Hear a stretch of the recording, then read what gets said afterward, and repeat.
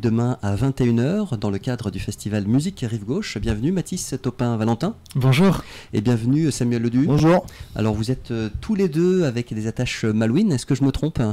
Ouais, c'est tout à fait ça. On s'est même rencontrés à Saint-Malo avec Samuel en 2016. Ouais. Vous aimiez la musique déjà? Ah oui, bien sûr. On jouait déjà, tous les deux. Oui, tous les deux, toi, depuis très très longtemps. Et oui, moi, depuis quelques années aussi.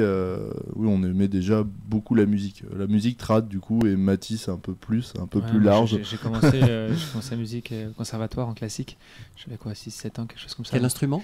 En guitare classique et percussion d'orchestre. Ok, donc de bonnes bases déjà instrumentales. C'est ça. Et le glissement vers la musique électronique, il s'est fait comment, Mathis? Le glissement vers la musique électronique, c'est très très simple. C'est aller mettre un marimba ou une batterie dans un studio d'étudiants et essayer de jouer, je pense que c'est très compliqué.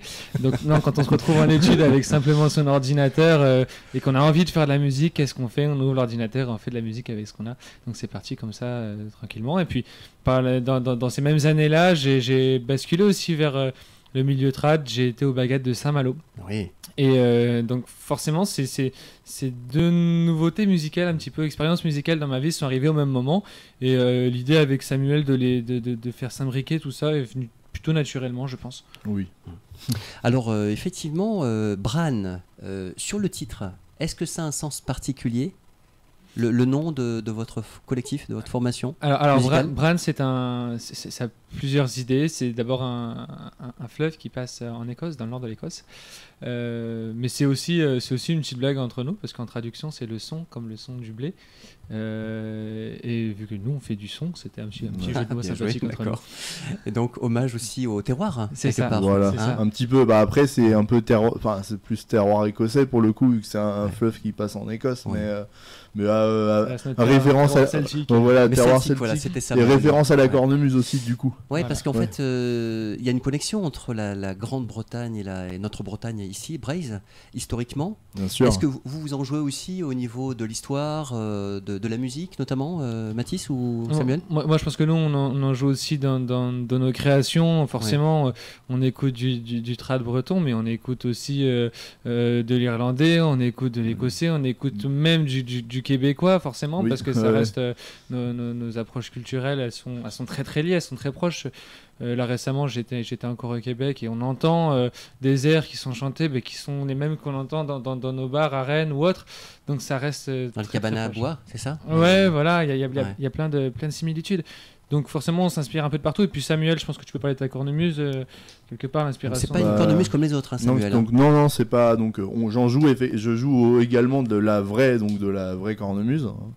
Mais c'est pas comme les autres. Mais du coup, on s'inspire. Si on revient là-dessus, on s'inspire de toute la musique.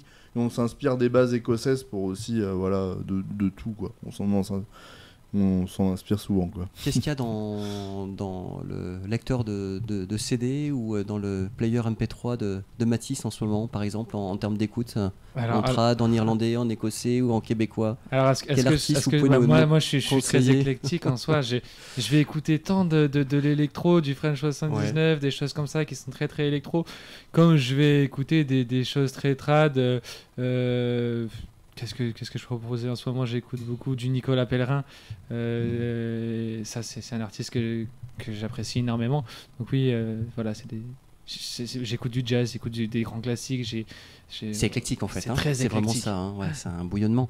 Samuel, qu'est-ce qu'on écoute en ce moment? Alors moi c'est plus ancré dans le trad. J'avoue que j'ai du mal à m'en défaire. Je suis vraiment un vrai mordu et j'écoute pas forcément autre chose. C'est un défaut, mais c'est aussi une qualité. Je pense que Mathis peut l'approuver. Là en ce moment il y a du Talisk, du Imar, du Manran. C'est les groupes qu'on va côtoyer au festival interceltique de Lorient. Justement, on va en parler. Bien sûr qu'on va en parler de l'actualité de Bran. Alors je l'indiquais en début d'entretien, la première actualité, la chaude, c'est à l'espace Delta de Pleurtuis, demain à 21h. Je précise bien l'espace Delta. Ce sera bien l'espace Delta. Et donc on salue Musique Rive Gauche, d'ailleurs. Il fera chaud. il fera chaud, on l'espère qu'on va faire chauffer le public surtout. Vous attendez combien de personnes? Parce que vous avez communiqué aussi sur les réseaux sociaux. On a communiqué sur les réseaux, je pense que la municipalité aussi a bien communiqué, le festival a communiqué notamment sur leurs réseaux. Donc voilà, je pense ça dépendra, je pense, aussi de la programmation aux alentours. Il y a plein de facteurs qui peuvent faire varier la jauge du public. Je pense qu'on part assez confiant. On essaiera surtout de donner l'amour qu'on a pour notre musique au public, et je pense que ça, c'est qui est 15 personnes comme 2500 personnes, nous on va toujours essayer de donner la même chose au public. Donc voilà, c'est... Oui, il y a une bonne jauge en plus, l'Espace Delta quand même. Oui, c'est ça. On peut venir en famille? On peut venir en famille, on peut venir seul. À partir de quel âge, Samuel? N'importe quel âge, n'importe quel âge. Il n'y a pas d'âge pour écouter notre musique. Non, par contre, seule recommandation pour moi, pour les plus jeunes, c'est les boules caisses, les boules caisses ou les casques, mais ça c'est pour tout concert, que ce soit tout concert sonorisé, il faut faire attention avec les plus jeunes. D'ailleurs, c'est distribué, j'ai vu à Saint-Malo récemment, le service de la ville, il distribue des boules caisses lors des fêtes de la musique. C'est ça, mais pour les plus jeunes enfants, ça reste plus sympa d'avoir des casques quand même, c'est plus simple à porter. Ça se trouve facilement sur internet, et puis c'est plus simple à porter pour les plus jeunes, donc c'est important, je pense. D'accord, mais ce qui n'empêche pas de profiter de la musique c'est ça. Voilà, de exactement. L'entrée est gratuite, ça c'est super important de le dire. Oui. C'est un cadeau en fait que la ville de Pleurtuis, que vous nous faites aussi, de partager votre musique, Samuel, Mathis. Je pense que c'est un aspect qui est très intéressant pour nous aussi, c'est de pouvoir accueillir le plus grand nombre de personnes, que un tarif ne soit pas une barrière à l'accès à notre culture.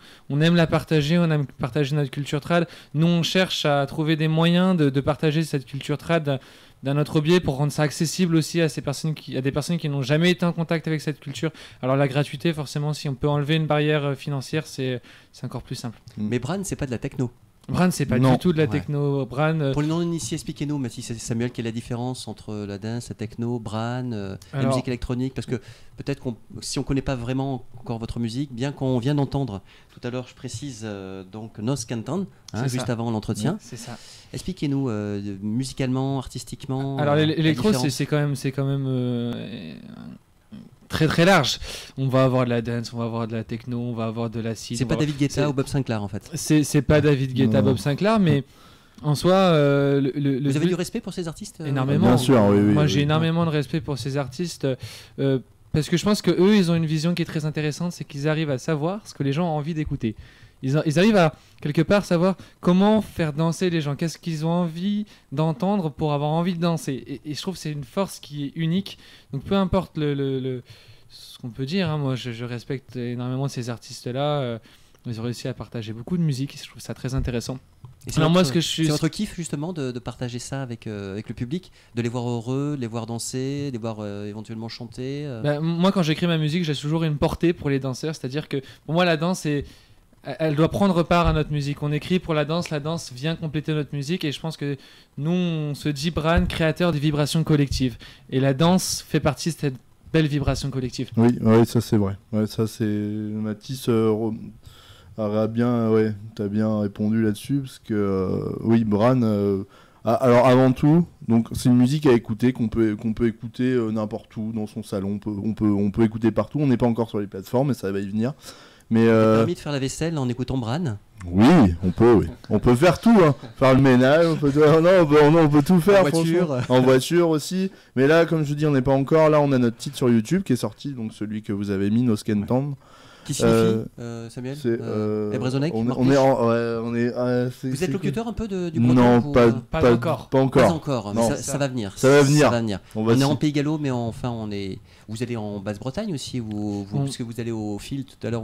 On va au fil. Alors nous, je pense qu'avec Samuel, quand on essaye d'écrire notre musique, on essaye de prendre des danses de partout en Bretagne. On attend de la gavotte du Baléon, de la carnet vaudesque, un cassabar. Voilà, on va avoir en écriture encore plein de nouvelles choses de Haute-Bretagne aussi. Donc on essaye de pas forcément rester sur des classiques comme le Saint-Vincent. On va bien sûr qu'on va en avoir, mais on va aussi chercher à mettre en valeur. Là, je parlais de la carnet vaudaise. Je remercie encore Tristan Glohaguin d'avoir transmis cette danse-là. C'est une danse qui était presque perdue. Et nous, si on peut, par notre musique, faire revivre ces danses, ce patrimoine qui qui disparaît peu à peu. Si on peut être acteur dans cette transmission-là, c'est avec grand plaisir. Alors, c'est vrai que le répertoire breton est riche. Vous avez parlé de Saint-Vincent, Matisse tout à l'heure. Enfin, les avant-deux, il y a les... Il y a plein de genres différents. Vous Néotrad, vous revendiquez justement ce répertoire-là pour le vivifier, pour le remodeler. Quelle est votre posture par rapport à ça Moi, j'ai beaucoup travaillé sur le patrimoine breton. J'ai fait mon mémoire sur collectage.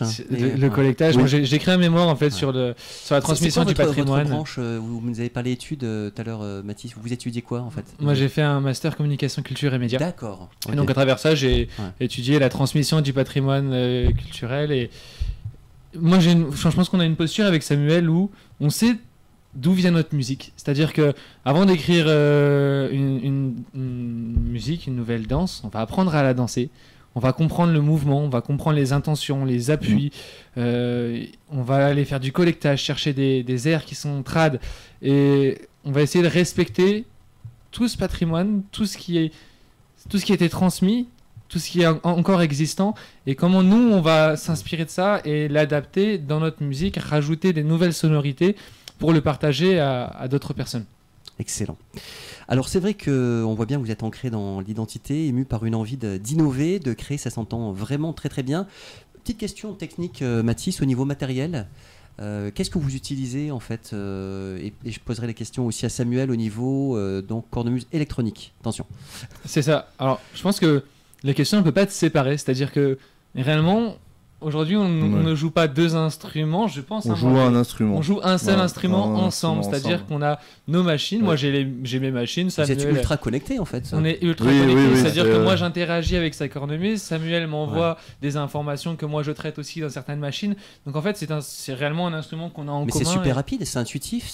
Comment vous bossez pour préparer ça? Il y a des lignes écrites ou est-ce que c'est du feeling en fait pendant l'interprétation en live? Il y a de tout en fait. Il y a des lignes écrites qui sont des loops. Il y a des loops qu'on crée aussi. Alors en les live. loops, c'est pas à manquer, hein, c'est une boucle. C'est ça. C'est ça. Une boucle. Samuel, peut-être tu peux expliquer ta cornemuse rapidement? Donc la cornemuse, alors il y a plusieurs marques, on en utilise une. Nous, on n'est pas forcément obligé de nommer la marque, mais en tous les cas, de nous dire qu'est-ce qui fait la différence entre une cornemuse, j'ai envie de dire, ancestrale. Déjà, je souffle pas dedans, c'est la grosse différence avec avec les cornemuses qu'on utilise de façon acoustique. Et ce sont des capteurs, si vous voulez, qui permettent une reproduction au plus proche de la cornemuse, on peut dire quasi identique même, de la cornemuse acoustique. D'accord, voilà. Ok. Alors cette invitation au voyage dans les hauteurs de l'imaginaire, parce que vous y tenez à l'imaginaire, Mathis et Samuel. Oui, bien sûr. Vous nous invitez à le vivre avec vous. Alors vous avez joué, j'ai vu, à Saint-Père-Marc-en-Poulet en Fest-Noz. C'était la première date. Ouais. C'était quand? Toute première date, c'était il y a un an, un peu plus d'un an. Un peu plus d'un an maintenant. Plus d'un an. Quel ressenti vous avez eu à ce moment-là? Quel souvenir vous en gardez? C'est fort. C'était très fort. Et non, moi j'ai un très bon souvenir, c'est-à-dire qu'on était soutenus. On a des amis qui sont restés, parce qu'on est passé très très tard. Et on était juste avec nos amis, notre famille qui était là pour notre première date. C'est-à-dire que déjà c'était très dur pour nous parce qu'on avait eu forcément c'est la première date, plein de soucis techniques, plein de choses qui ne vont pas. Et les seules personnes qui restaient, c'était nos proches. C'est ça. Ouais. Et faire cette première date juste avec eux, ça a été beaucoup d'émotions. Et ça a été un beau départ, je pense, dans ce chemin qu'on emprunte aujourd'hui et qu'on espère... se développer jusqu'au plus loin. On suivra Bran. Souvenez-vous de Bran, de Mathis et de Samuel. Festival de Cornouailles aussi est prévu, je crois savoir. C'était samedi soir. C'était samedi soir, voilà. Donc c'est à Quimper. C'était à Quimper. Oui. C'était à Quimper, voilà. Le Finistère c'est loin, le Penarbet. Je suis chauvin. En Bretagne, le fil, donc c'est les dates. Le 4, 5 et 6. Qu'on se le dise. On peut prendre quelques vacances pour venir vous voir, Bran. Oui, voilà, par exemple. Vous avez une date de prévu pour votre passage en particulier? Nous passerons le 4, le 5 et le 6. 3 soirs. 3 soirs de suite. 3 soirées au club Ah Donc, ouais. nous fermerons à chaque fois Au club au Ouais, club, sur la d'accord. scène du club. Ok. Donc, c'est une scène du festival Ouais, interceltique. les connaisseurs connaissent oui. la scène du Oui, La oui, scène du oui, club, oui, ce on sera, sait connu. C'est juste derrière le Moustoir, le stade du Moustoir. Ah bah oui, les Voilà. merlus. Voilà, exactement. C'est ça. Donc au club Ouais. pour ces 3 soirées. Il y a d'autres projets sinon pour Bran cet été? Alors il y a d'autres dates qui ne sont Ouais. pas encore communiquées. D'accord. Donc Vous moi avez j'ai un site, vous avez une page Facebook, page Facebook, Instagram, vous êtes sur notre YouTube, Instagram, voilà. YouTube, ouais. C'est là que Bran, vous retrouvez la- AAN. BRAAN. Super, bah merci beaucoup Mathis et Samuel d'être venus nous présenter. Alors je rappelle, hein, pour Pleurtuis c'est demain à 21h, Espace Delta, c'est gratuit, n'hésitez pas à venir, on vous souhaite bon préparatif et de bien profiter de ce moment. Merci Merci beaucoup. beaucoup. Bonne journée. Bonne journée. Rive Gauche, merci, au revoir. Au revoir.